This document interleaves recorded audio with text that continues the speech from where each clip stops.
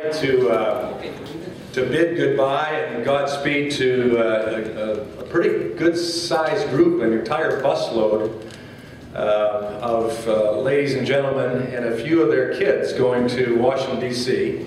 for the Second Amendment March.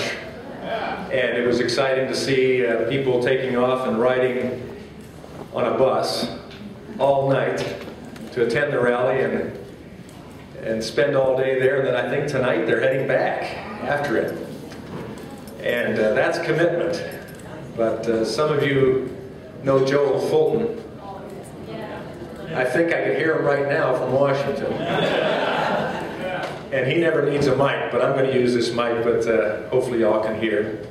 We have a mic here for those of you to speak. At our town hall meetings, we do let you speak. In fact, if you don't speak, it's going to be a short night. So that's what we're here for. Sheriff Mike Bouchard has been with me all day today, and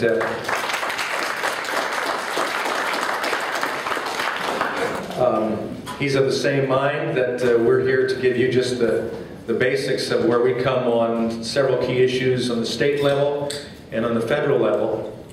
And then this will give the opportunity for you to have voice in expressing your concerns, your agreement, hopefully on some things, or maybe your disagreement.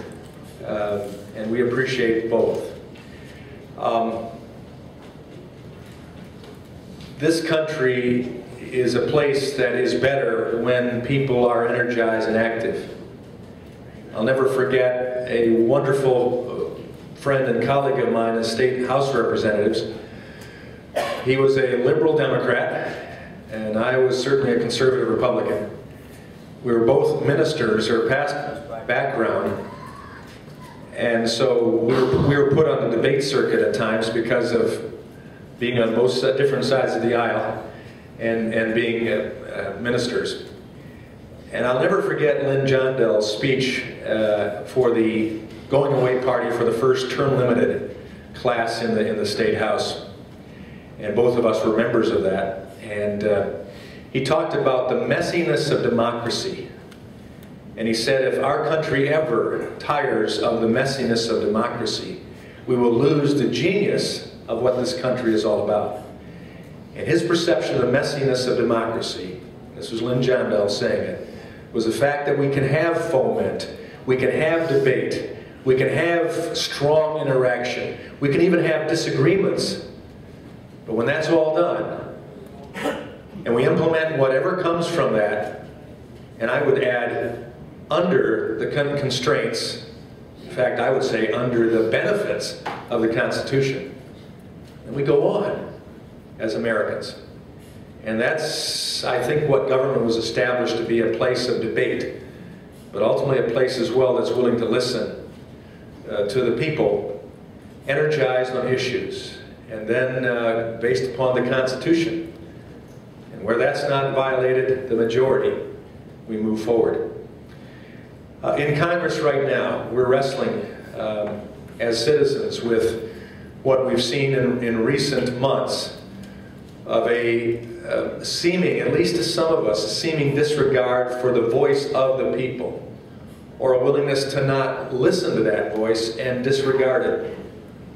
That's not to say that anyone is wrong in saying we should do what they attempted to do, or we shouldn't have done that. But the main concern that I hear addressed all over is that it seems like they heard to some degree and then just went over and continued on what they wanted to do. Sheriff Bouchard and I today have had the opportunity to visit a few places. We started out at the Air National Guard with the 110th and looked at the facilities, heard the plans, heard about the bridge mission and what future there is for that. Always impressed by what goes on there, and probably more importantly, the heavy community involvement, whether it goes back to the BRAC issue or even to the present. We went to a wonderful small business here in Battle Creek that probably very few people know about, Jet Tech.